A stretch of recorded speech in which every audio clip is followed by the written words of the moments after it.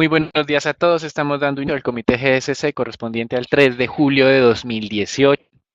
Calendario económico acumulado de 2 días, básicamente concentrado en los PMIs en Asia y en Europa. Comenzando por el lado del PMI en Asia, tenemos en China el pasado viernes en horas de la tarde-noche la publicación del PMI oficial en este país. Con relación a esto, ambos indicadores estuvieron relativamente en línea con la medición inicial, 55 unidades para el mes de junio, en lo que tiene que ver el PMI del sector servicios, un poco por encima de la anterior medición, y el PMI manufacturero en 51.5, descendiendo prácticamente en línea con lo esperado. Recuerden que en China hay algunos temores sobre una mayor desaceleración, teniendo en cuenta todo este tema de la confrontación comercial con los Estados Unidos. Más adelante tendremos algunos comentarios adicionales. Eh, También con relación a los PMIs en Europa, el día de ayer se dieron a conocer en Francia, Alemania, el resto de países, zona euro, Reino Unido. Los indicadores del sector manufacturero entonces en Francia un poco más débil, en Alemania en línea con lo esperado, para toda la zona euro casi en línea con lo esperado, pasando de 55 a 54.9, Reino Unido una aceleración frente a lo que se estaba esperando previamente, por lo tanto en términos generales ha sido una jornada relativamente tranquila en estas publicaciones. Para el día de hoy tenemos esperados también las publicaciones de los PMIs para el caso japonés y como veremos también se dio a conocer las cifras del PMI del sector privado en lo que es China, conocido como el PMI Caixin, por lo que, pues digamos, en cierta medida todas estas publicaciones han estado relativamente tranquilas. Pasando a los Estados Unidos también, obviamente el día de ayer se dio a conocer las cifras de los PMIs con una lectura un poco por debajo de lo que el mercado había anticipado para el general, pero para el PMI manufacturero la lectura fue superior, 55.4 frente a una lectura esperada de 54.6. En Estados Unidos también se va a conocer la cifra del ISM manufacturero, que es la medición tradicional del sector industrial en los Estados Unidos, superando expectativas. Llevamos cerca de 3 años con altas lecturas del sector manufacturero, y en México el día de ayer se va a conocer también un muy buen avance de ese tema del PMI. Más adelante hablaremos de los resultados electorales en este país. Con respecto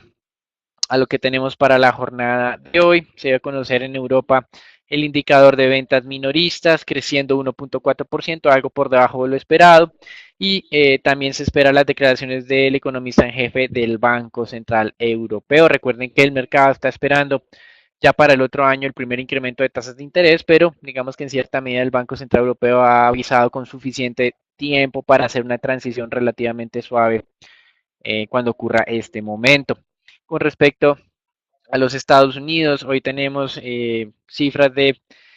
órdenes factoriales en algunos minutos y de órdenes de bienes durables. Para el caso de órdenes factoriales, plano, estancamiento luego de un mes de contracción, y para el caso de órdenes de bienes durables, una nueva contracción en este indicador, o por lo menos en la medición definitiva del mes de mayo. Con respecto a América Latina, las ventas minoristas en Chile crecieron menos de lo esperado, 3%, frente a un esperado de 4% para el mes de mayo. Y en Colombia, el mercado está a la expectativa de lo que son las cifras de exportaciones para también el mes de mayo, con una expectativa de 3.5 billones de dólares. La jornada cerrará, como mencionamos, con los PMIs japoneses eh, y digamos que en cierta medida lo que ha generado más interés durante las últimas horas ha sido unas decisiones del Banco Central de Japón, de China, el Banco Popular de China, tratando de darle respaldo a su moneda, que pues ha visto un debilitamiento progresivo durante los últimos meses. Algunos consideran que ese debilitamiento obedecía obviamente un interés de las autoridades en China de compensar la falta de competitividad o la pérdida de competitividad más bien de sus productos debido al incremento de los aranceles en los Estados Unidos. Con relación a esto, el Banco Popular de China dijo que iba a mantener un nivel o que iba a buscar un nivel razonable y iba a balancear ese nivel, por lo que su moneda que iba perdiendo, iba rompiendo los niveles del 6,70 yuanes por dólar, pues frenó su caída. Y esto también ha tenido implicaciones para otros mercados emergentes que durante el día de hoy han tenido una relativa buena dinámica. El día de hoy también se conoce que no habían caído, pero sí se había desacelerado el crecimiento de las ventas de China a los Estados Unidos, teniendo un crecimiento inferior al 4% en el mes de junio. Recuerden que es en junio cuando comienza ya como el escalamiento comercial, tensiones comerciales, por lo que cualquier cifra previa a este mes no tiene mayor importancia desde el punto de vista comercial para definir los impactos de lo que ha venido implementando los Estados Unidos con relación a las ventas chinas y pues aquí ya estamos viendo los primeros efectos. Recuerden que a partir del 6 de julio tendremos como la respuesta mutua de aranceles entre China y Estados Unidos, es decir, por lo menos de corto plazo, esto solo va a aumentar la tensión y va a afectar el tema del comercio internacional. Y al mismo tiempo en los Estados Unidos se anunció que continuarán bloqueando el ingreso de China en el mercado de telecomunicaciones estadounidense, obviamente por motivos de seguridad nacional. Entrando a América Latina y reconociendo los resultados electorales del pasado 1 de julio en México, donde tal y como lo habían previsto las encuestas en este país, Andrés Manuel López Obrador fue el claro ganador de las elecciones presidenciales. Varios medios de comunicación reportaban que por primera vez en la historia, con menos del 10% de lo escrutado en México, los candidatos que estaban compitiendo con él reconocieron la victoria pues de esta persona. Acá recuerden que el mercado estaba muy a la expectativa de lo que serían las políticas que se van a implementar. Las primeras declaraciones de Andrés Manuel López Obrador y de algunos de sus colaboradores fueron que iban a respaldar la independencia del Banco Central, de que estaban interesados en llegar a un feliz término en las negociaciones del TLCAN, en cierta medida dando un poco de tranquilidad o buscándole dar tranquilidad a los inversionistas. Sin embargo, también en otras declaraciones, en su discurso en el Zócalo, como ganador en estas elecciones, Andrés Manuel López Obrador también manifestaba algunos temas de incrementar el pago de las pensiones. Por eso las calificadoras de riesgo Fitch y Moody's se mostraron un poco cautelosas frente a lo que serían las políticas que se van a implementar durante esta administración, obviamente reconociendo que es un evento de crédito negativo, lo que le va a ocurrir al tema del sector energético. Recuerden que una de las ideas es frenar todo este tema de la privatización, entre comillas, de este sector en México y por eso, pues en cierta medida habrá algunas implicaciones de largo y de mediano plazo, como podría ser la moderación en las expectativas del incremento de la producción en este país. Recuerden que México había, entre comillas, liberalizado este mercado con la expectativa de mejorar la inversión. Pues bien, un reversazo en esto podría comprometer estas expectativas. Y por el otro lado, desde lo que sería la conformación del Congreso en México, en apariencia todavía no tenemos una conclusión definitiva. El partido de Andrés Manuel López Obrador no sería, no tendría la votación suficiente para ser autónomo en las decisiones del Congreso y en cierta medida esto podría dar algo de respiro, tendría que hacer algún tipo de alianza para poder tramitar los cambios en las reformas que Andrés Manuel López Obrador ha venido defendiendo. Con respecto a otros países de América Latina, simplemente destacar la decisión del Banco Central de Argentina de incrementar el encaje en 3 puntos porcentuales. Esto reduce la liquidez, en cierta medida es una medida paralela a los incrementos de tasas de interés. Es decir, el Banco Central continúa restringiendo o continuará restringiendo la liquidez con el objetivo de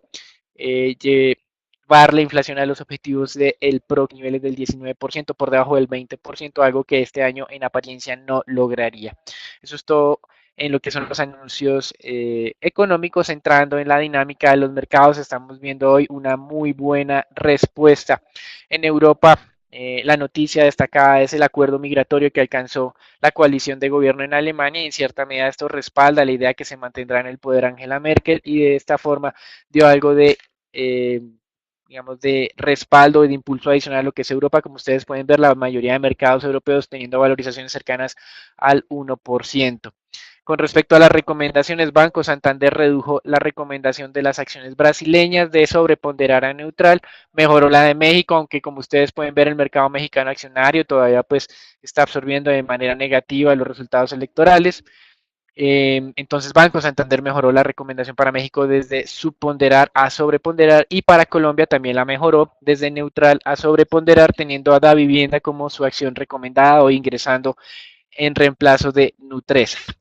Desde el punto de vista de recomendaciones, o bueno, de eventos corporativos. Lo primero tiene que ver con que el fin de semana Tesla finalmente alcanzó la expectativa de los 5.000 vehículos ensamblados por semana, aunque tuvo que hacer peripecias para poder cumplir con esto. Y por eso, o esas peripecias hacen que este logro de los 5.000 vehículos semanales tenga algún tipo de dudas para poderse mantener. Ya para el mes de agosto, el presidente de la compañía y fundador Elon Musk básicamente manifiesta que van a alcanzar la cota de los 6.000 vehículos semanales. Y Societe General anunció que había adquirido las divisiones de negociación de acciones y de materias primas de Commerzbank. Recuerden que en este momento hay especulación que el Deutsche Bank podría estar adquiriendo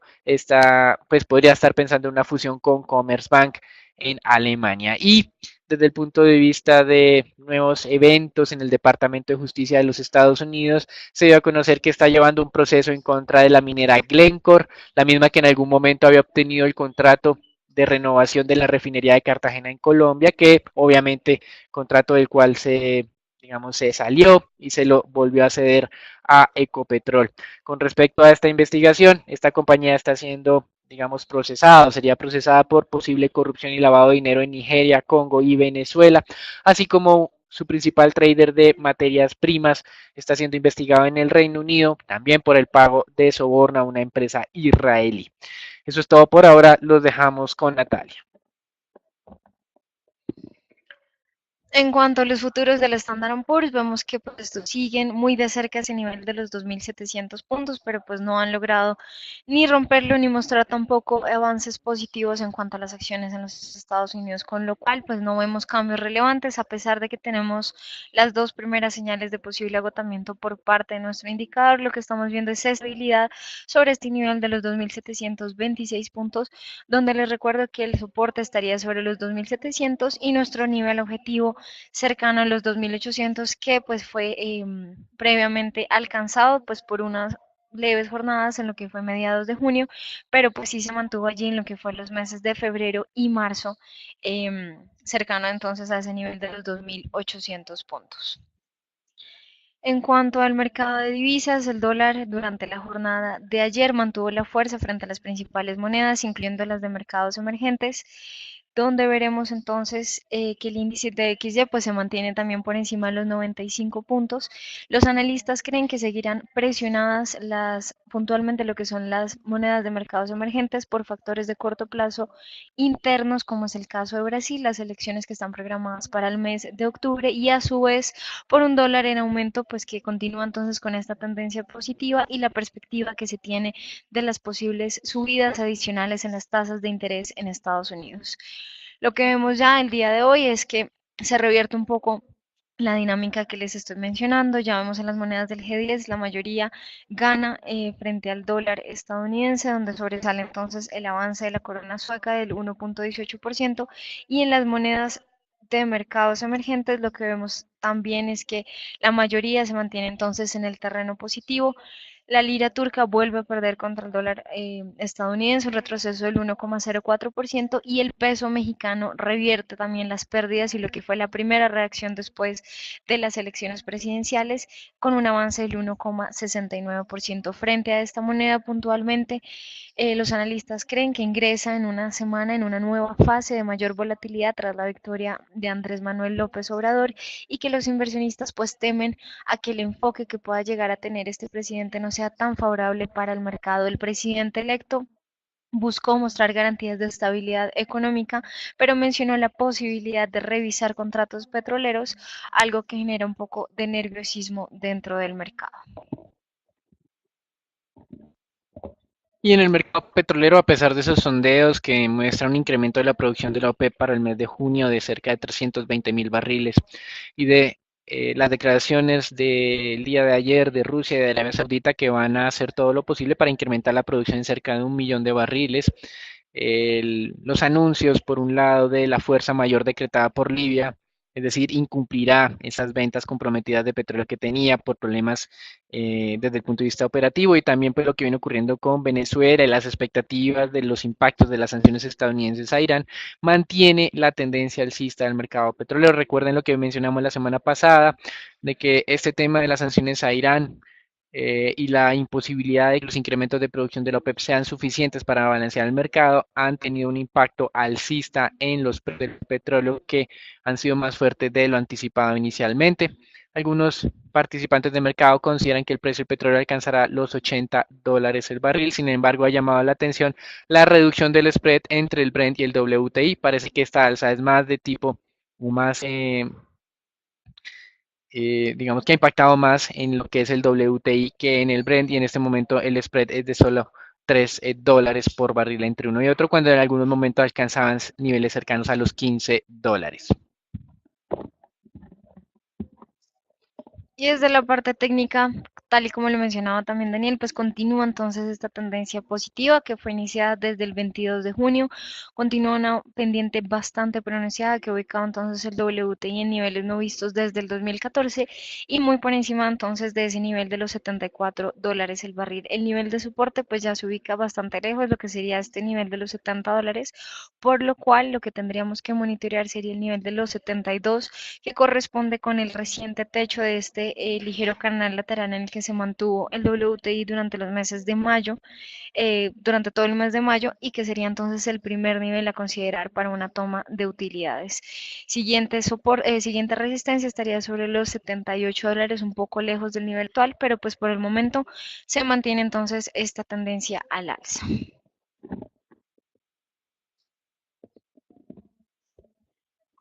Con respecto a los mercados de renta fija, durante el día de hoy estamos viendo cierta estabilidad, tasas de tesoros a 10 años en niveles del 2,86, no han cambiado de manera radical frente a lo que hemos tenido durante la última semana. Sí, ha habido un importante movimiento en el mercado de renta fija, tiene que ver con Turquía, una importante pérdida luego de que la inflación pasó de niveles del 12 a más del 15% y la expectativa de que el Banco Central tenga que incrementar nuevamente su tasa de referencia en contraposición a lo que ha venido defendiendo Erdogan, quien manifestaba, como ustedes bien lo saben, en su discurso de posesión o de haber sido el ganador nuevamente de las elecciones, entre comillas, presidenciales de este país, de que hará más para que la economía crezca o acelere su crecimiento. Hasta aquí el reporte internacional. Recuerden, hoy un mercado que en apariencia se ve favorable para el tema de renta variable, donde las decisiones del Banco Central de China o las declaraciones del Banco Central de China y la conformación o ese logro del acuerdo migratorio en Alemania está dando impulso en términos generales. Hasta aquí el reporte internacional. Damos entrada al informe Colombia, donde desde el punto de vista de anuncios de la Superintendencia Financiera se confirmó ya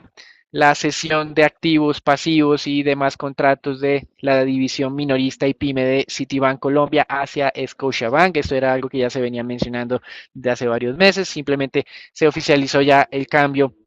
de marca en estas sucursales. Y por el otro lado, continuando en el seguimiento que venimos haciendo a lo que es la construcción de Hidroituango, de EPM, la Agencia Nacional de Ambiental otorgó o amplió la licencia para este proyecto, aunque recomendó solo a la empresa dedicarse a lo que ha venido haciendo durante las últimas semanas y tiene que ver con el tratamiento de la emergencia, dejar de lado las actividades constructivas que no sean para este tema de la emergencia, y que más adelante, ya cuando tenga el concepto de un perito internacional, pues manifestarse un poco de manera más amplia sobre lo que vendrá con respecto a este tema de la licencia de Hidroituango. Eso es todo por ahora, los dejamos con Natalia. Damos inicio entonces a la semana con lo que fue la dinámica observada para el índice Colcap durante la semana anterior. Lo que vemos entonces es que la mayoría de las acciones se mantuvieron en el terreno positivo, presionando entonces el índice a recuperarse, que veremos posteriormente también en la gráfica. Ya se está recuperando, vuelve a retornar entonces esa tendencia positiva en las acciones y registró entonces una valorización del 3,56% hasta los 1.577 puntos. Grupo Argos Preferencial lideró las ganancias con un avance del 6,21%, cerrando en los 17.800 pesos. Les recordamos que mantenemos nuestra recomendación de compra sobre este emisor para ambas referencias. Estamos viendo entonces un avance, digamos, más pronunciado en lo que es la referencia preferencial, pero les recuerdo que la ordinaria en este caso es la más con mayor liquidez, pero pues sobre ambas nos mantenemos bastante positivos, lo que sean avances y lo que presiona entonces lo que son digamos, los buenos resultados que hemos tenido de Celsia, la estabilidad aparente en Cementos Argos y también resultados muy buenos en Odinsa. En segundo lugar se ubica ISA con un avance del 6,15%. Sobre este emisor, pues también se ubica entonces en niveles por encima de los 14.500 pesos. Se mantiene la tendencia activa, recuperación también de este movimiento al alza y donde les recuerdo que el máximo histórico que tiene esta acción se ubica sobre los 15.200 pesos. Y en tercer lugar está Bancolombia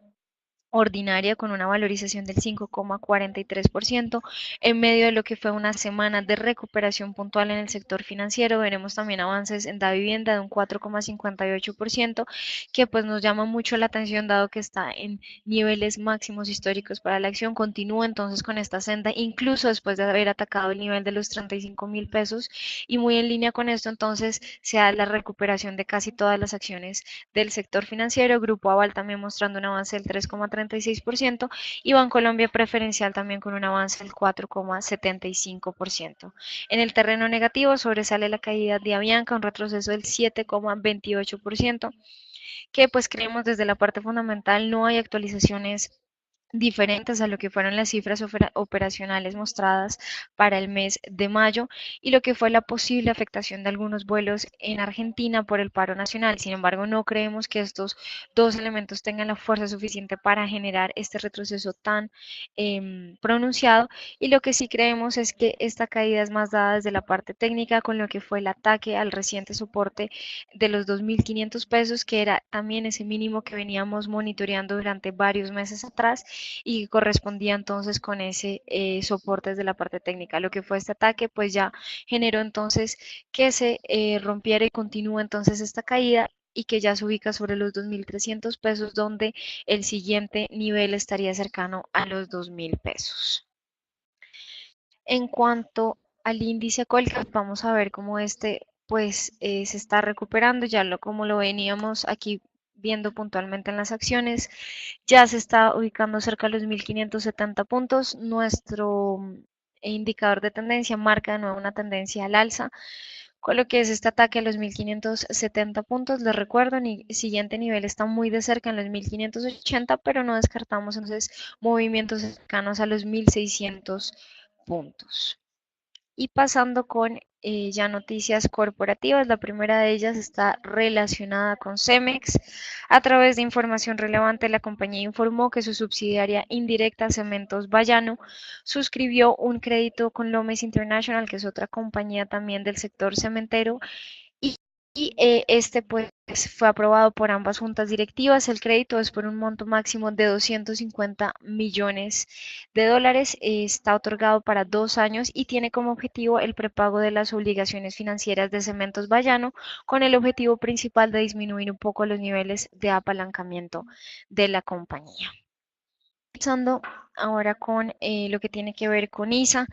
También a través de información relevante, la compañía informó que ganó dos nuevos proyectos de transmisión de energía en una subasta pública en Brasil. Los dos proyectos representarán ingresos totales por 13 millones de dólares y la inversión es cercana a los 1.600 millones de dólares en los datos. Esto será pues en dos lotes subastados que fueron subastados en Brasil y la financiación de los proyectos se hará directamente a través de ISA CETEPI, que es la filial de ISA en este país, en un plazo máximo de construcción de 60 y 48 meses para cada uno de los lotes, con una concesión que estará cercana a los 30. Desde la parte técnica, pues como les mencionaba, se observa continuación de la tendencia positiva.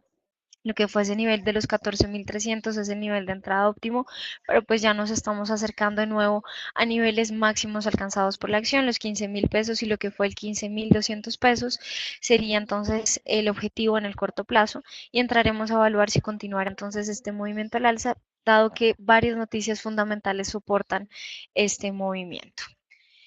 Y pasando con la acción de Ecopetrol, la compañía también informó que desde el 1 de julio inició la operación directa de la planta de tratamiento de gas Dina. Esta está ubicada en el departamento del Huila y desde el 2010 era operada por Masa Stork, que era la firma que fue responsable de su construcción y mantenimiento, pero pues ya pasa entonces a manos de Ecopetrol. La planta tiene una capacidad de tratamiento de 10 millones de pies cúbicos de gas estándar de día y pues sería entonces administrada desde este mes por la compañía. Desde la parte técnica, a pesar de que la señal de tendencia a la baja se mantiene, la recuperación que hemos observado en los precios del petróleo de ambas referencias, tanto el WTI como el Brent, pues hace que se genere, pues hizo que se generara entonces este rebote al alza hasta los 3.000 pesos, el nivel de entrada y también de congestión que hemos observado en el corto plazo. La siguiente resistencia está sobre los 3.100 pesos, ya muy de cerca del nivel actual. Sin embargo, pues recordar que el mercado sigue siendo algo resiliente al movimiento tan prolongado y positivo que ha tenido la acción durante los últimos meses y puede presionar para que se mantenga un poco estable sobre este nivel y no digamos que profundice el avance ni tampoco dejarla caer debajo de lo que sería el nivel de los 2.870 pesos. Y pasando con el peso colombiano, vemos que continúa entonces el movimiento al alza. El indicador técnico sigue mostrando la tendencia positiva sobre la segunda banda del indicador, el nivel de los 2.920 pesos, recordándoles que el soporte estaría sobre los 2.900, que corresponde también tanto con la primera banda como con el siguiente nivel Fibonacci y sería el nivel a monitorear durante el mercado intradiario. Los analistas se mantienen expectantes de que la fortaleza del dólar continúe en el corto plazo, por lo cual la barrera de los 2.950 pesos supone pues una resistencia y un nivel bastante fuerte si se tiene en cuenta además que pues el petróleo sigue la tendencia positiva, pero la correlación, como les he mencionado, pues ya es bastante mínima entre ambos activos. Y finalmente, en lo relacionado con los test del 2024, se mantiene también la tendencia positiva en términos de tasa sobre la primera banda del indicador en el nivel del 6,15. La segunda y la tercera se ubican sobre el 6,11 y el 6,06% y serían los niveles entonces a monitorear en el corto plazo. Aquí damos por finalizado el comité del día de hoy. Les recordamos conectarse todos los días por redes sociales. Feliz semana para todos.